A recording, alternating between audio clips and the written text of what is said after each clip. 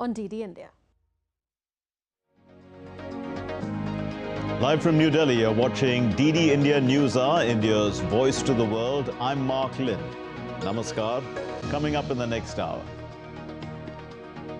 The US-UK armed forces, they strike Houthi military targets in Yemen from air and sea.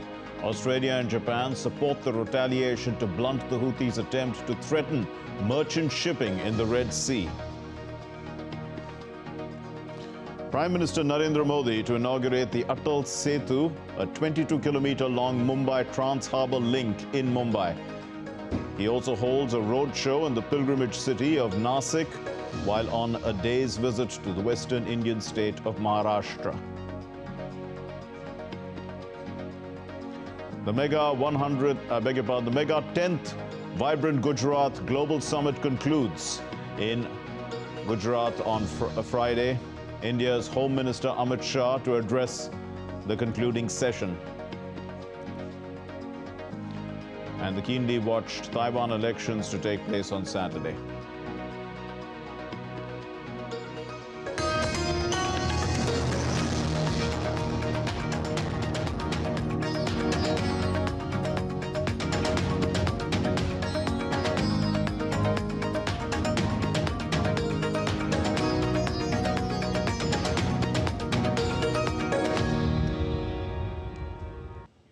The United States and Britain launched strikes against sites linked to the Houthi movement in Yemen on Thursday, the first on the country since the group started targeting international shipping in the Red Sea late last year.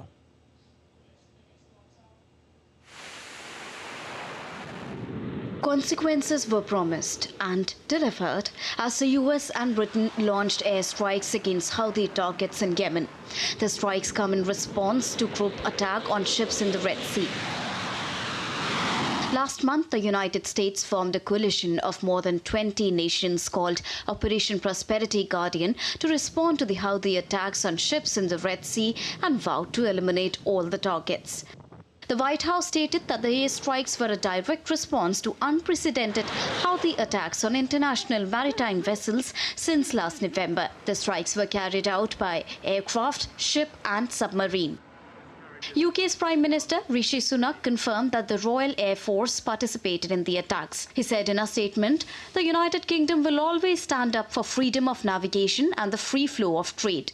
The US said Australia, Bahrain, Canada and the Netherlands supported the operation. President Joe Biden cautioned in a statement that he would not hesitate to further take action if needed. Australian Defence Minister stated that the actions are about maintaining freedom of navigation on the high seas. Australia's support of these actions came in the form of personnel in the operational headquarters. These are very important actions. The actions that have been taken today, supported by Australia, are about maintaining freedom of navigation on the high seas. They are about maintaining global trade. And that is completely central to Australia's national interest. Japan also supported the US and British actions, condemning Houthi forces for violating the free passage of ships in the region. Japan condemns the Houthi forces' continued actions that violate rights and free passage of vessels around Arabian Peninsula, including the Red Sea. Meanwhile, Saudi Arabia called for restraint and urged avoiding escalation in response to the airstrikes.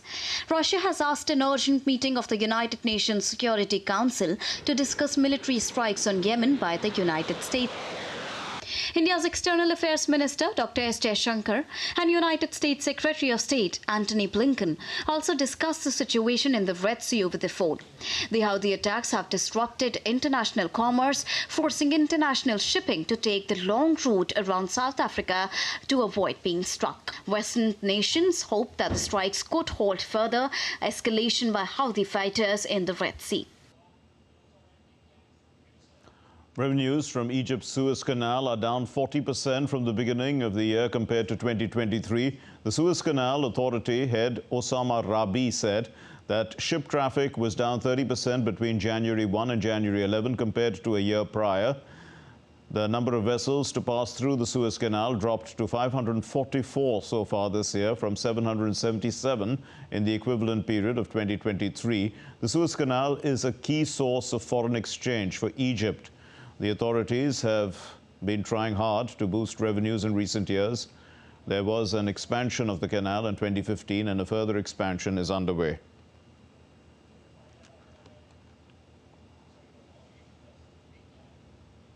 And Ollie Barrett now joins us from London with perspective on these stories.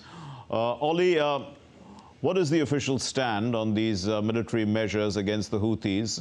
Was patrolling of the Red Sea insufficient? I think that's the calculation that has been made here in London, along with the Americans leading to this joint operation, Mark. The UK has had a military presence in terms of warships in the region, but I think it now realises from a London perspective that it wasn't working as a deterrent against these strikes on shipping that were being made by Houthi rebels from Yemen. And so the decision has been taken at this point that the time is right from a US and UK perspective to be a little bit more proactive and to carry out these airstrikes inside Yemen. The UK government is saying that it hopes that this will be limited in scope and in time, that this was an act of self-defense and it was necessary to protect shipping, but also life when it comes to personnel working on these maritime routes in the region. We had heard in recent days several warnings from UK officials, particularly the Defence Secretary Grant Shapps, that if these attacks on shipping in the Red Sea area didn't stop from Houthi rebels in Yemen, then there would indeed be consequences. And we heard that warning coming from the Americans as well, leading us up to the point at which the US and the UK and their allies in support of this operation decided to take this action. Yes, Ollie, but, with the Western powers involved, is there fear now that rather than containing the Israel-Hamas war, it has escalated into a regional conflict?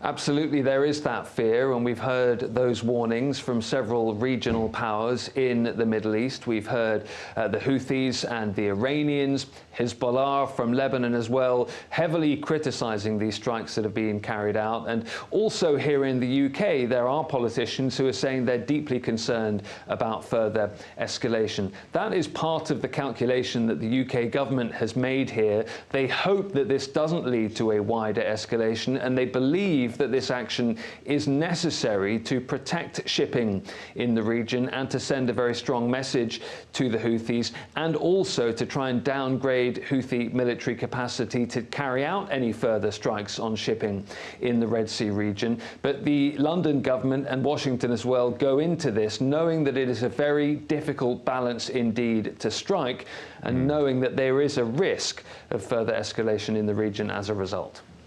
Ollie Barrett from London, thanks very much. Now, Iran has seized a tanker with Iraqi crude destined for Turkey. This happened on Thursday. This is in retaliation as well for the confiscation last year of the same vessel and its oil by the United States. The seizure of the Marshall Islands flag St. Nicholas coincides with weeks of attacks by the Houthi rebels targeting Red Sea shipping routes. St. Nicholas was seized by the United States last year in a sanctions enforcement operation when it sailed under a different name. It was called Suez Rajan at that time. Now, following this move, Iran warned the US that it would not go unanswered. Further escalation, as we can see. The United States has condemned Iran's seizure of an oil tanker off the coast of Oman. The White House National Security spokesperson John Kirby at a White House briefing has called for the immediate release of the ship and its crew. We've all seen reports about the Iranians' apparent seizure of a merchant vessel called the St. Nicholas, a Marshall Islands flagged and Greek-owned oil tanker. While it was lawfully navigating waters in the Gulf of Oman, we condemn this apparent seizure. The Iranian government should immediately release the ship and its crew. These provocative and unacceptable actions need to stop. We'll continue to work with our allies and partners to deter and confront the full range of Iran's concerning and destabilizing behavior, in close coordination, of course, with the international community. Now, as the U.S. Secretary of State Anthony Blinken wrapped up his week-long visit to West Asia, he said that the best way for Israel to normalize relations and isolate Iran is to agree on a Palestinian state for the resolution of the conflict. Blinken added one can have an integrated region with Israel, which is integrated with security assurances and commitments from the regional countries, as well as from the United States, or it can continue to see terrorism, the destruction of Hamas, the Houthis, Iran, all this going on. Now, Blinken also emphasized the importance of freeing hostages, along with the mention of the U.S. efforts with Egypt, Qatar, which, are mediating release efforts. If you pursue the first path, if you build that integration, if you bring Israel in, if you make the necessary commitments to security, and you move down the path to a Palestinian state, that's the single best way to isolate, to marginalize Iran and the proxies that are making so much trouble for us and for pretty much everyone else in the region. Israel set to respond to South Africa's accusations on Gaza at the United Nations top court. South Africa has filed a lawsuit at the International Court of Justice, asking the judges to impose emergency measures, ordering Israel to immediately halt fighting. Israeli Prime Minister Benjamin Netanyahu hit out at the South Africans, saying that the country was presenting lies and hypocrisy before the World Court. Israel is fighting against brutal terrorists who were committed horror crimes against humanity, a terror organization which commit the biggest crime against the Jewish people since the Holocaust, and now there are groups which defend them. We keep fighting the terrorists, we keep repelling the lies, we keep ensure our just right to defend ourselves and ensure our future until the total victory. Let's get you an update now on the Russia-Ukraine conflict. The Ukrainian President Volodymyr Zelensky ruled out a ceasefire with Russia, saying that it would not lead to a political dialogue and only benefit Moscow. Zelensky made the comment during his visit to Estonia as part of a wider tour of the Baltic region. Zelensky visited Lithuania, Latvia and Estonia to discuss the Russia-Ukraine conflict and Kiev's plans to join NATO and the European Union. A pause on the battlefield on the territory of Ukraine is not a pause in war. It is not the end of war. It doesn't lead to political dialogue with the Russian Federation or with someone else. This pause will only benefit the Russian Federation. Why? Because we understand the amounts of what they produce today. We know how many drones, artillery they produce daily. Meanwhile, White House National Security spokesperson John Kirby said that the U.S. assistance for Ukraine has now ground to a halt on Thursday. We have issued the last drawdown package that we had funding to support, and that's why it's critical that Congress move on that national security supplemental request and we get more funding.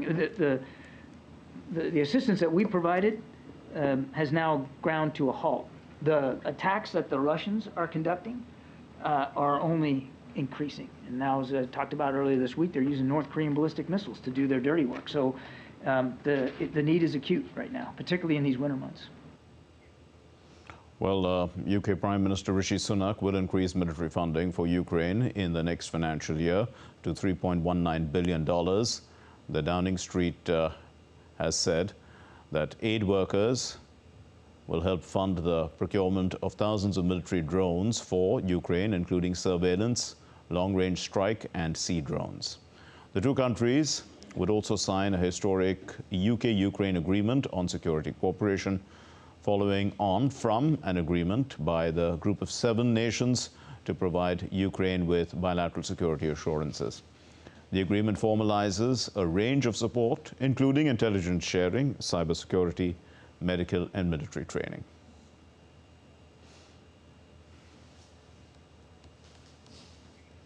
And still to come here on DD India News Hour. India's Prime Minister Narendra Modi inaugurated the 27th National Youth Festival in Nasik. Prime Minister Modi also conducts a road show in the pilgrim city of Nasik. Also, Taiwan prepares for crucial elections on Saturday. The island nation is keen to maintain its democratic autonomy from China.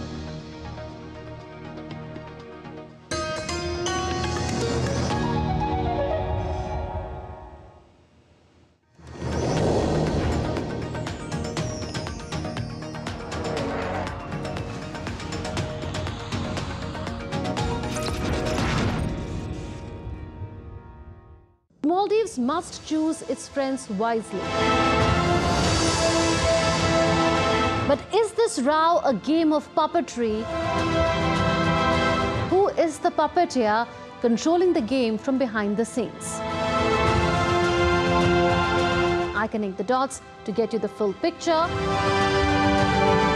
Watch Connecting the Dots every Friday at 8 p.m. IST on DD India.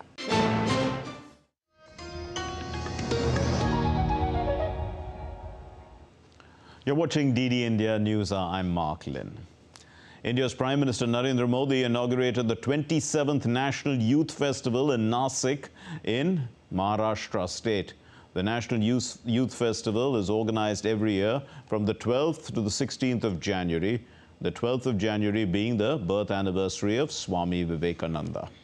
Addressing the event, Prime Minister Modi said that India's greatest strength is its youth power and that the youth, they are the backbone of development.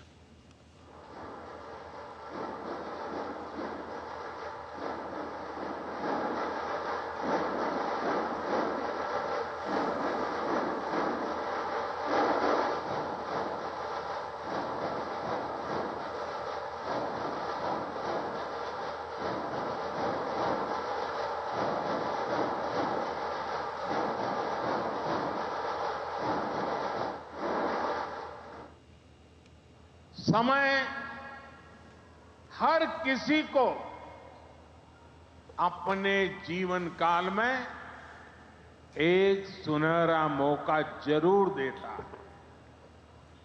Bharat के युवाओं के लिए समय का वो सुनहरा मौका अभी है।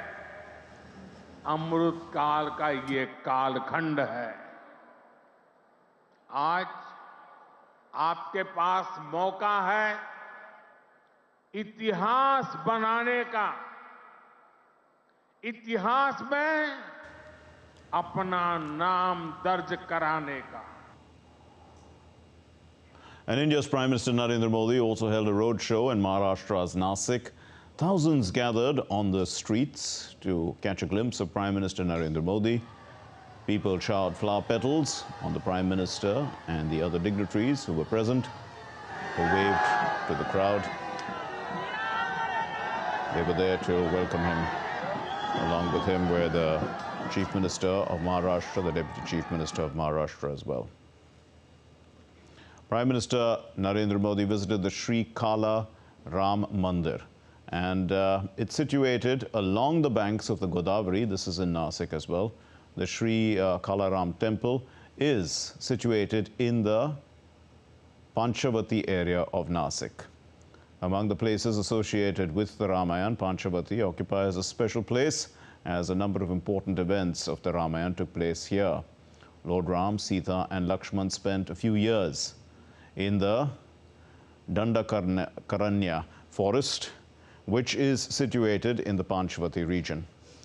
The Panchavati region, it means the land of 5 banyan trees, and the legend is that Lord Ram set up his hut here as the presence of 5 banyan trees made the region auspicious. Prime Minister Modi is visiting this place just 10 days before the consecration ceremony of the Ram temple in Ayodhya. It has great significance because it has importance in the life of Lord Ram.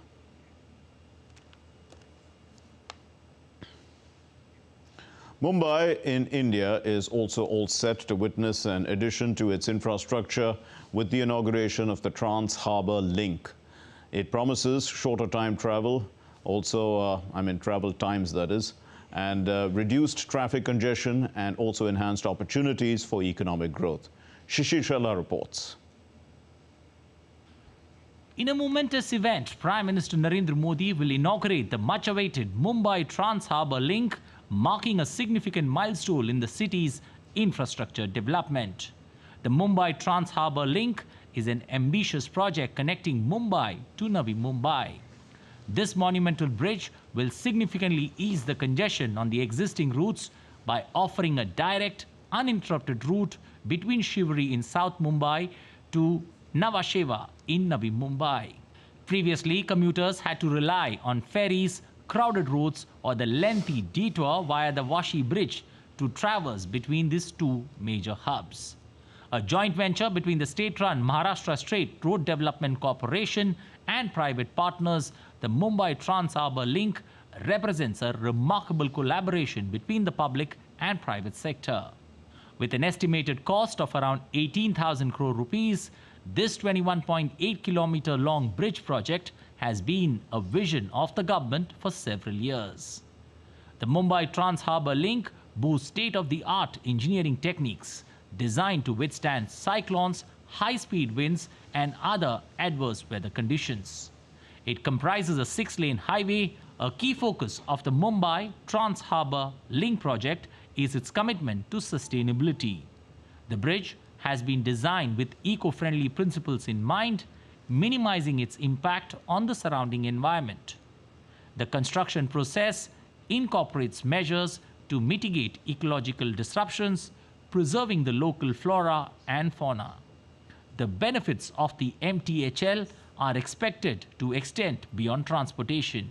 It will unlock the economic potential of Navi Mumbai by providing seamless connectivity to the upcoming Navi Mumbai International Airport, the JNPT port, and other growth corridors.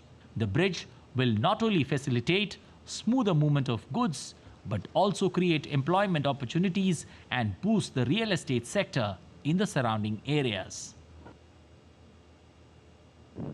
After obtaining all the necessary permissions in 2018, the actual work of the Mumbai Trans-Harbour Link started in 17 and 18. Now the link is completed in record time and Prime Minister Narendra Modi will inaugurate the Mumbai Trans-Harbour Link. Well, this link goes from the seaside and connects Mumbai to Navi Mumbai. Earlier, it took almost 1.5 hours to 2 hours to reach from Mumbai to Navi Mumbai, which will now take only a few minutes. This will not only save the time, but it will also save the energy and will open up the new economic corridor for both the cities. With camera person Ron Wilson, Shri for DD India, Mumbai. And Shama Mishra now joins us live from Mumbai with an update. Shama, we've just seen Shishi's report telling us a lot about the Atal Setu, but you know, why is it going to be a huge plus for both Mumbai and Navi Mumbai? Tell us. Well, for starters, Mark, we understand that the need for this particular bridge, for particular sea bridge, was long awaited, was longed for. And if I'm saying it was long awaited, it means there were talks going on for building this bridge since 1960s. Now, finally, this bridge has been made. And as Shishir was mentioning that this is made in record time, it's just 8 months with delay because of the COVID pandemic. The work was still on during the pandemic as well. As the lockdown, the rules and regulations started easing, it resumed work. And as you see behind me, this engineering marvel is ready before us, and this particular marvel will take you directly to Navi Mumbai, starting off from Shri in Mumbai. And you can see the kilometers. Ulve is the nearest one, which is 22 kilometers, as long as this bridge is 21.8 kilometers. We understand that you will cover a distance of this 22 kilometers in just 22 minutes. So this particular bridge, which is mostly on the sea, around 16 kilometers, and the other kilometers are on land, connecting both sides. This will save a lot of time of people, and the toll right now is 250 rupees. Before this, people had the option of traveling through train. If I am traveling from Mumbai to Navi Mumbai, it would usually take through train some changes from central to harbour and then to Navi Mumbai. So it would take anywhere around 1.5 hours to 2 hours to reach my destination. But now, because of this particular bridge, I will directly get down at Ulve at Navi Mumbai. So this has saved time. Apart from this, Navi Mumbai also houses JNPT, which is one of the most busiest hubs, busiest ports in the country. And when we talk about ports, we understand that there are large containers which travel towards the JNPT. And this side, on the Mumbai side, is Mumbai Port Trust. So both ports are important. So this particular bridge connects these two ports as well. So usually the container trucks used to get jammed in the traffic if they went through the normal route, and it was always toll, and because of that other smaller vehicles also used to get stuck. Now this is a smooth sprawling way where the container trucks, where the four-wheelers and above can travel smoothly. We have seen that this would save money, this would save fuel. Apart from saving fuel, this will contribute to the greener environment, because the lesser emission of the carbon, the CO2, the more it contributes to the greener environment. And when we are talking about greener environment, we also have to talk about the marine life, which is there, which is not disturbed with this particular bridge. The lights on this bridge is something which will not disturb the aquatic life. Even during the construction, it was taken care that minimal disturbances or damage would be caused. So all this has been kept in mind. And when we are talking about nature, one more point I have to add here, that we have seen that now every monsoon, beginning of monsoons, we do see cyclones hitting the coastal area of Mumbai or the city as well. So this would be withstanding cyclones as well. Of late, we've seen G20 meetings as well. So disaster management, sustainability, all these are talks which are implemented in real sense in Mumbai and in India. Mark. Yes, indeed, Shama, it is an engineering marvel, as you were telling us, and also very useful. But, there are also other multiple projects that the Prime Minister will either be starting or inaugurating today. Fill us in with some of the details. For starters, when he inaugurates this MTHL, he will be traveling through this Atal Setu. So there we understand the commoners would be seeing this particular picture where the Prime Minister himself travels from this Atal Setu, and they will also see how much time it will save. Once he reaches at Navi Mumbai, where the public rally is there, he'll be inaugurating several projects. And these several projects are termed as around 30,000 crore. So one of the biggest ones is at SEEPS, which is for the gems and jewelry sector. It will give a boost. It will be a game changer, which is Bharat Ratnam. He will be inaugurating Bharat Ratnam, which is a mega CFC, Common Facilitation Center. Now, this Common Facilitation Center will be housing modern machineries, technologies, which will be a game changer for the gems and jewelry sector.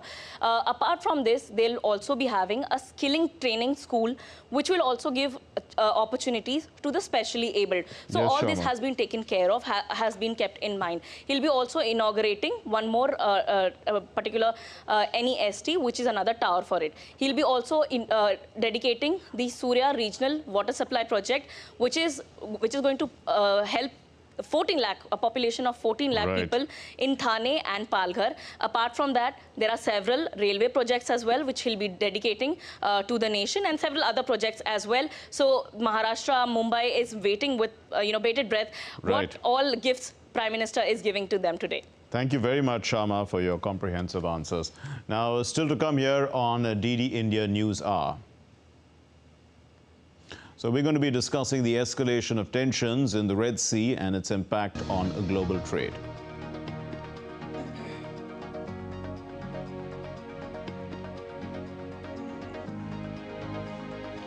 And Prime Minister Narendra Modi begins an 11-day special ritual before the inauguration of the Ram Temple.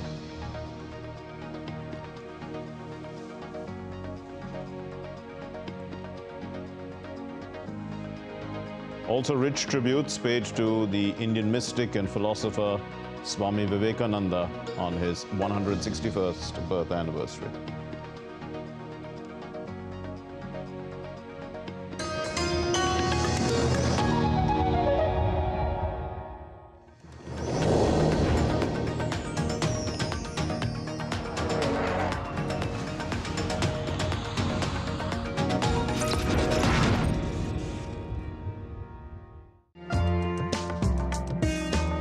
Experience the magic of Ayodhya, where spirituality meets architectural grandeur. Immerse yourself in the majestic beauty of the Ram Temple, an awe-inspiring symbol of devotion and cultural heritage. Explore its intricate details from the towering spires to the sacred sanctorum. Watch Ayodhya, the marvel of architecture, on Friday, 8:30 p.m. IST, only on DD.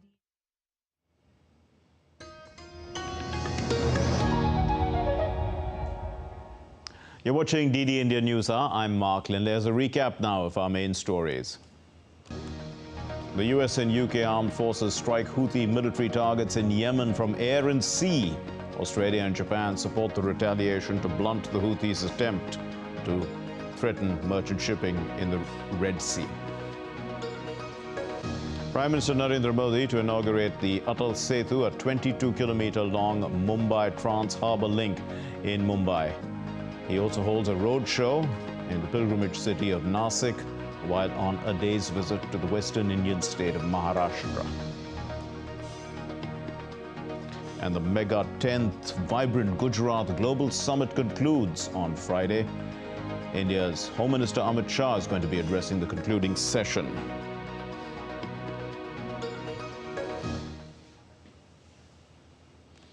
And going back to our story on the Red Sea and the escalating violence there, and to put it into context, we have with us Atul Aneja, who's the editor of India Narrative and an expert on foreign affairs. He's joining us from New Delhi. Mr. Aneja, in fact, we have not yet established our contact with Mr. Aneja, but hopefully we shall do so in the near future. But let's move on then to our next story. India's Prime Minister Narendra Modi paid floral tributes to the Indian freedom fighter Swami Vivekananda in India's Nasik on his birth anniversary. Swami Vivekananda has tremendous faith in the youth of our country. That was his vision. He himself died young, but even at a young age, he was able to create such a powerful body of work. He's considered as a great asset and a wealth to India. He considers the youth that, and he believes that the youth are the backbone of India. They're full of energy, enthusiasm, idealism, and an adventurous spirit. On the birth anniversary of Swami Vivekananda, India's External Affairs Minister Dr. S. Jaishankar tweeted, "I pay my tributes to Swami Vivekananda on his Jayanti. His profound teachings and visionary ideals resonate deeply with the nation, especially the Yuva Bharat, who will play a huge role in the Amrit Kal."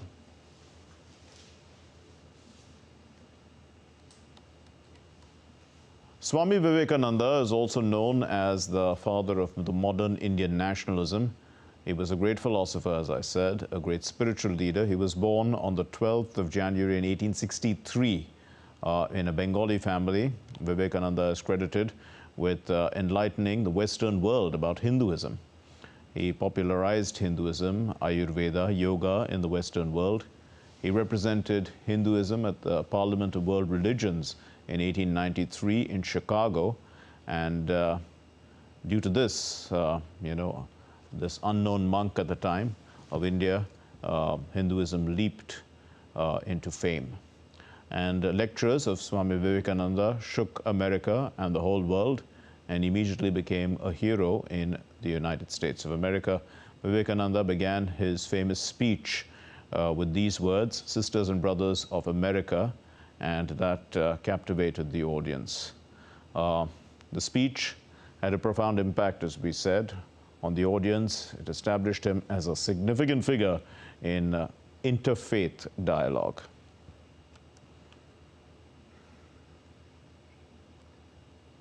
Indian Prime Minister Narendra Modi has started an 11-day special ritual.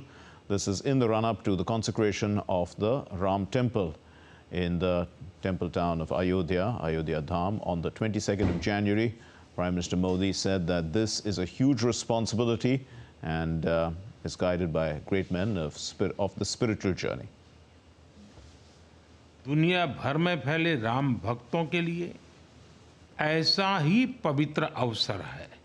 हर तरफ प्रभु श्री राम की भक्ति का अद्भुत वातावरण, चारों दिशाओं में राम नाम की धून, हर किसी को इंतजार है 22 जनवरी का, उस ऐतिहासिक पवित्र पल का। और अब अयोध्या में राम लला की प्राण प्रतिष्ठा में केवल 11 दिन ही बचे हैं। मेरा सौभाग्य है कि मुझे भी इस पुण्य अवसर का साक्षी बनने का अवसर मिल रहा है। And India's External Affairs Minister Dr. S. Jaishankar had a telephonic conversation with his Australian counterpart Penny Wong. And in a social media post, Dr. Jaishankar wrote, "The first conversation of 2024 with Senator Wong of Australia exchanged views on the state of the world and discussed our cooperation for this year, including through the Quad."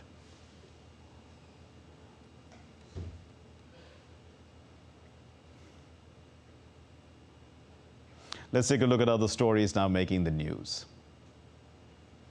The renowned sand artist Sudarshan Patnaik captures the 9-year Swachh Bharat mission journey in stunning sand art at the Swachh Sarvekshan Awards 2023 ceremony. The Honorable President Draupadi Murmu has commended the Padma Shri awardee artist for his incredible dedication to the Swachh Bharat mission. The event, hosted by the Ministry of Housing and Urban Affairs, recognized and honored the outstanding efforts in promoting cleanliness and hygiene across the nation. Delhi police is on high alert ahead of India's Republic Day celebrations in the national capital. They have been implementing robust security measures to ensure the smooth conduct of the event on the 26th of January. The heightened security includes intensive anti-sabotage checks, thorough verification drives, and increased patrolling throughout key areas of the city to thwart any untoward incidents.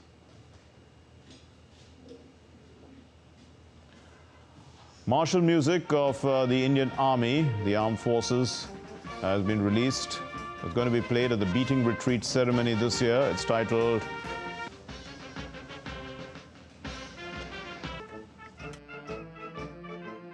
It's a much anticipated ceremony and it's scheduled to take place at the iconic Vijay Chowk in the heart of New Delhi's capital, the capital of India.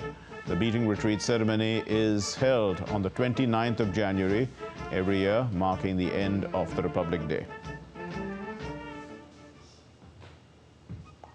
The Indian Enforcement Directorate on Friday is carrying out raids at the residences of the former West Bengal Minister Sujit Bose and Trinamool Congress leader Tapas Roy. These raids are underway and they are in connection with a recruitment scam in various municipalities in West Bengal. It is alleged that hundreds of jobs were given in exchange for money in the municipalities.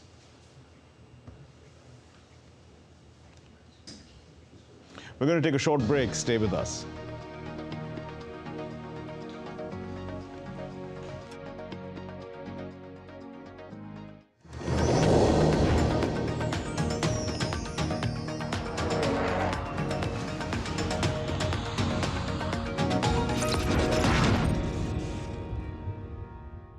Maldives must choose its friends wisely. But is this row a game of puppetry? Who is the puppeteer controlling the game from behind the scenes? I connect the dots to get you the full picture. Watch Connecting the Dots every Friday at 8 p.m. IST on DD India. Voice of a rising aspirational world. Story. Experience the magic of Ayodhya, where spirituality meets architectural grandeur.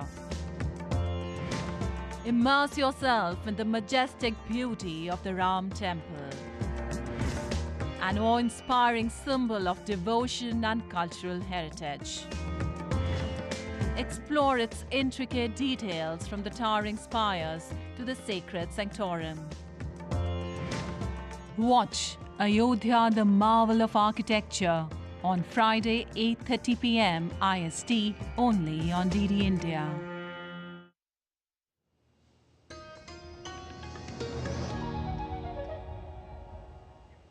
And going back to our top story on the US and UK attacks on Houthi targets in Yemen, we are joined by Atul Setu, editor of the India Narrative and also an expert on foreign affairs. He's joining us in the studio. Thank you very much, Mr. Setu, for being with us. So were you surprised then by these attacks?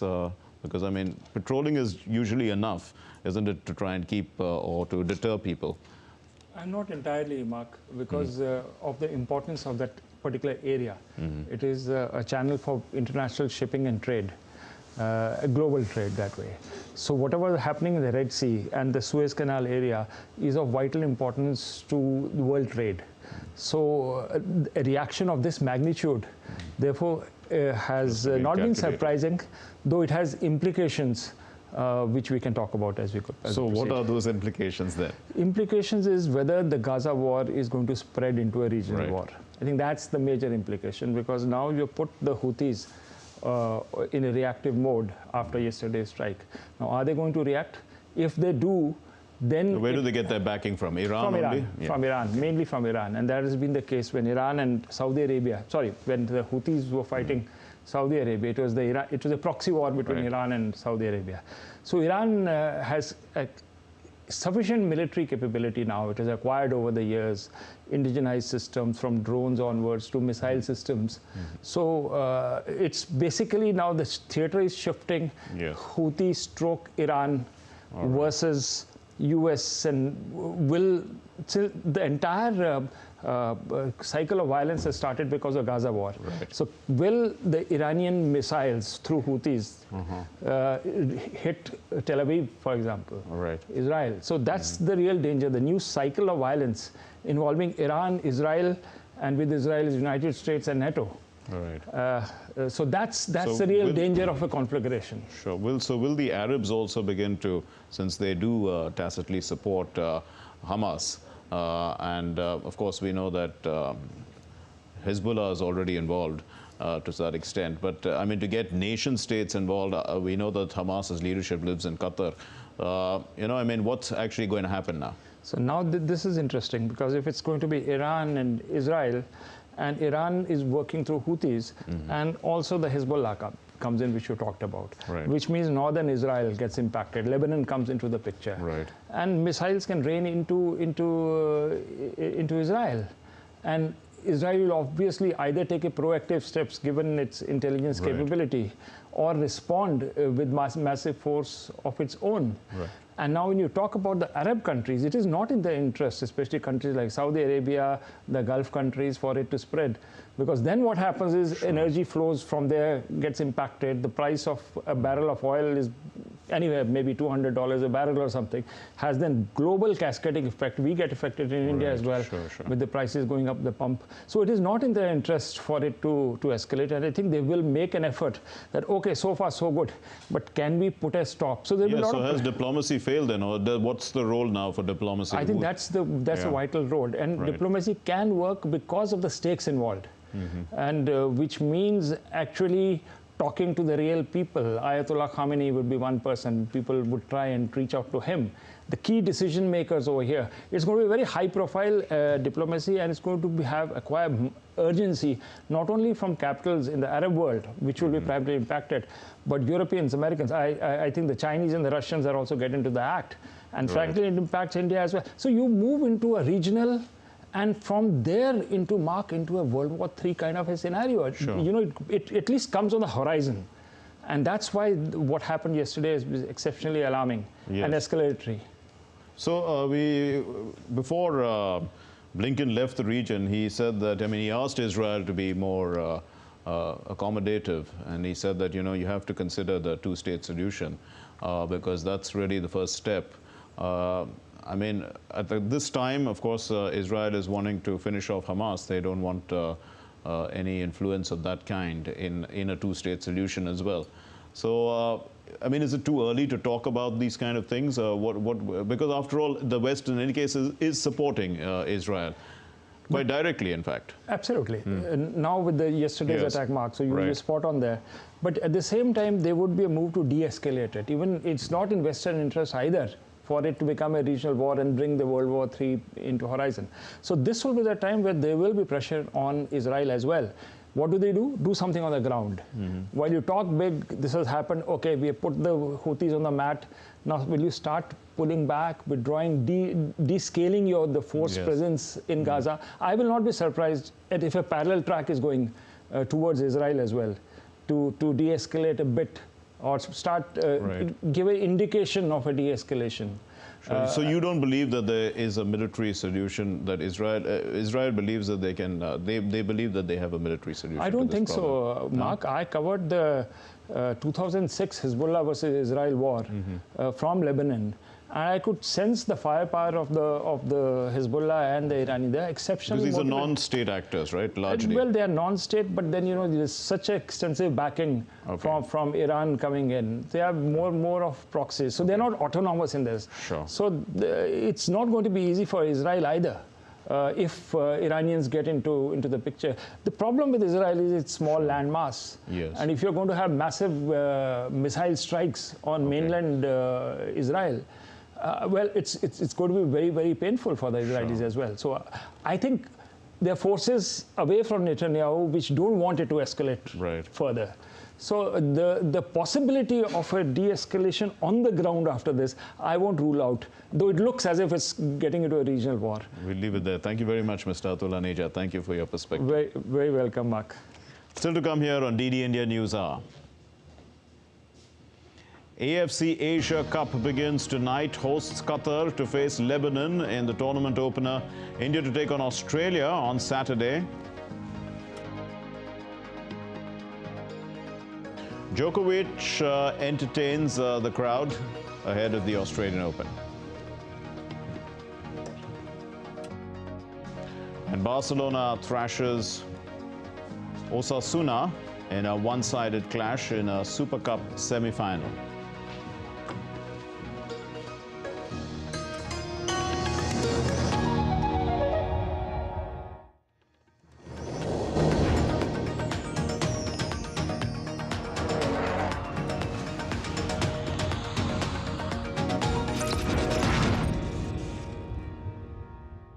Maldives must choose its friends wisely. But is this row a game of puppetry? Who is the puppeteer controlling the game from behind the scenes? I connect the dots to get you the full picture. Watch Connecting the Dots every Friday at 8 p.m. IST on DD India.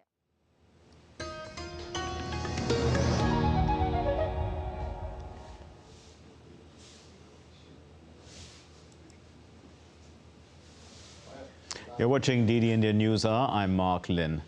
Now, candidates in Taiwan, they hold their final campaigns ahead of the island elections, which are taking place tomorrow. The presidential and parliamentary elections are being closely watched internationally amid concerns over poll meddling by China, which claims sovereignty over Taiwan.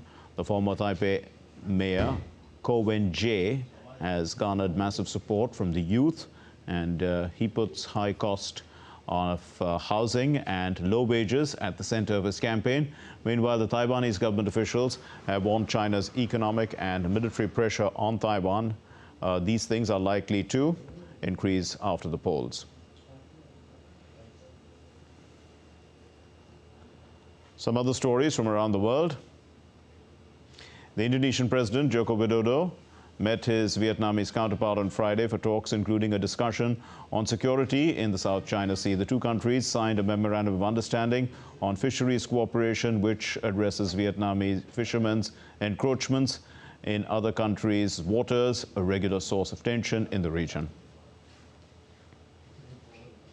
Film director Martin Scorsese's Killer of the Flower Moon bagged major honors at the National Board of Review Awards in New York on Thursday, while Scorsese was named the Best Director. Actress Lily Gladstone was the Best Actress for her role in the American epic drama. Actor Bradley Cooper was honored with the Icon Award. The Austrian company Swarovski Optik has introduced AX Visio binoculars with artificial intelligence, which use the Cornell Lab of Ornithology's Merlin Bird ID app to identify and find wild birds. The binoculars are priced at around $4,800, and they feature 13-megapixel cameras, processing units, as well as apps of over 8,000 bird species.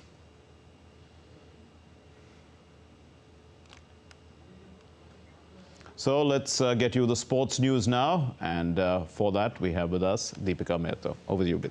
Thanks and good afternoon, Mark. Let's quickly bring our viewers all the latest update from the world of sports. Well, ignored for South Africa series, all-rounder Shivam Dube start with both bat and the ball on his comeback, guiding India to an easy 6-wicket victory over Afghanistan in Mohali on Thursday.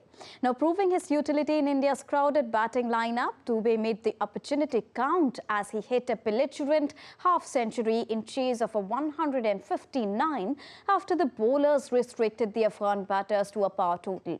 After bowling an economic spell, Dube smashed an unbeaten 60 off 40 balls to help India overcome the target with 15 balls to spare.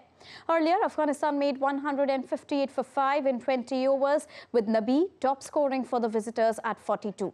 Mukesh Kumar and Akshar Patel took 2 wickets apiece, while Dube took 1 in 2 overs as he bowled.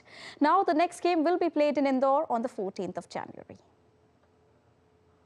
Australia trained at the Asian Cup ahead of their opening match against India on the 13th of January. Graham Arnold's squad will benefit from the experience of playing in Qatar just over 12 months ago at the World Cup, where they made it through the group stages before being knocked out by eventual champions Argentina in the last 16. They are among the fancied teams in the 24-team Asia Cup and are in a favourable group alongside India, Syria and Uzbekistan. Moving on to tennis now. Novak Djokovic produced yet another memorable night in Rod Laver Arena on Thursday. Dozens of Serbian fans energetically danced and sang outside Rod Laver Arena before Novak Djokovic hosted a tennis charity event.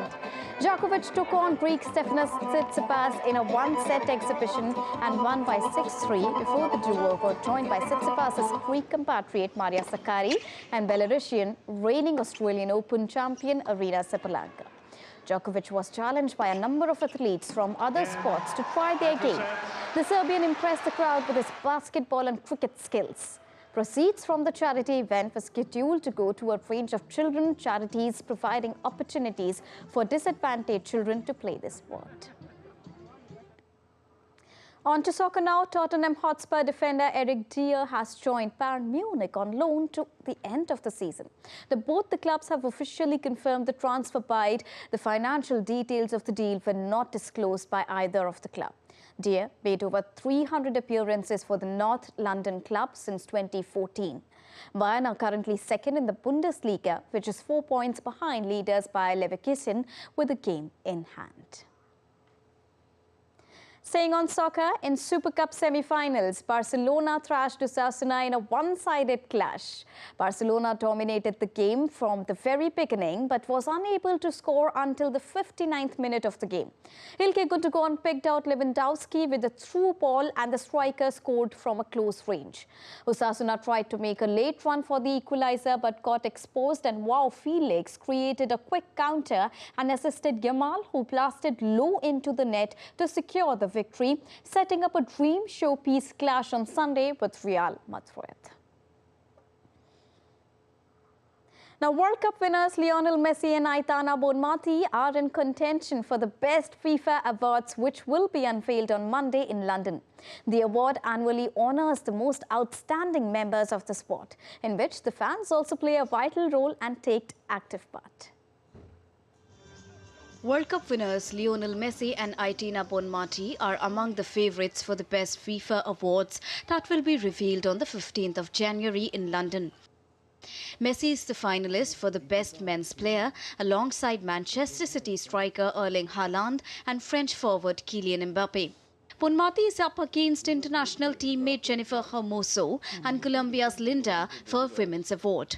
Treble-winning and Manchester City coach Pep Guardiola is the front-runner for the best men's coach against Inter Milan's Simon Inzaghi and former Napoli and now Italy coach Luciano Spalletti. Serena Wigman, Emma Hayes and Barcelona's Jonathan Giraldes are shortlisted for Women's Award. Morocco's Yassine, Manchester City's Ederson and Real Madrid's Thibaut Courtois are the nominees for the best men's goalkeeper, while England #1 Mary Earps is the strong favourite to take home the best women's goalkeeper award. The 3 finalists have been selected by an international jury comprising of the coaches, captains, football journalists and fans from all across the world. The 15th of January ceremony will mark the 3rd time that FIFA would hold the Best FIFA Football Awards in London after 2017 and 2018 award ceremonies that were staged earlier. Sports Desk. So it remains to be seen who will lift the Kuwaiti trophy. Back to you, Mark. Thanks a lot, Deepika. And let's get you some other stories now from the Consumer Electronics Show 2024 underway in Las Vegas. Let's see what's on offer there. Now, visitors at the CES 2024 in Las Vegas had the opportunity to roll in someone else's shoes. Austin, Texas-based Shift Robotics unveiled a new Moonwalkers X. That's a new AI-powered 6-wheeler. It's a 6-wheeled roller shoe, so you can basically learn roller skating and walk at the same time. Now, if you're feeling lonely and also want to talk to a loved one on the other side of the world, then you have this HoloBox. It can make that happen. It's created by HoloConnects, which is a company from the Netherlands, and this device can be projected anywhere in the world, provided you have an internet connection and a HoloBox. Now, HoloConnects hopes that this device is going to combat social isolation and loneliness. I wonder what the real addition to this is from the regular chats that you have, which is video chatting.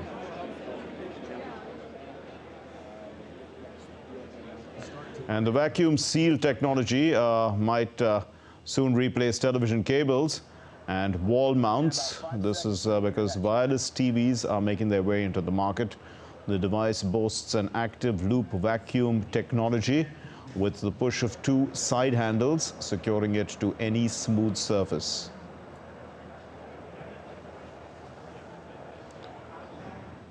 Well, that's all we have in this edition of DD India News Hour. Connect with us on Facebook X, formerly known as Twitter, and Instagram. We'll be back with more news as it breaks here on DD India. My name is Mark Lynn, and with me is Deepika. And from all of us here in Delhi, thanks very much for watching DD India News Hour. Namaskar.